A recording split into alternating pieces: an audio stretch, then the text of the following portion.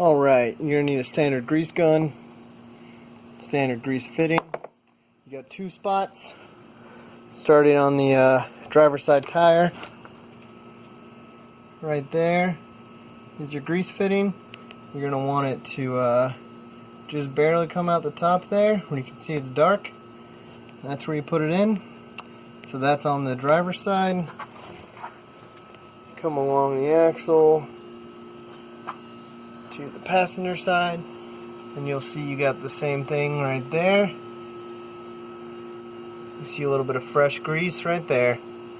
Those are the only two fittings you can grease on a stock four-wheel drive Dodge. The ball joints are non-greasable.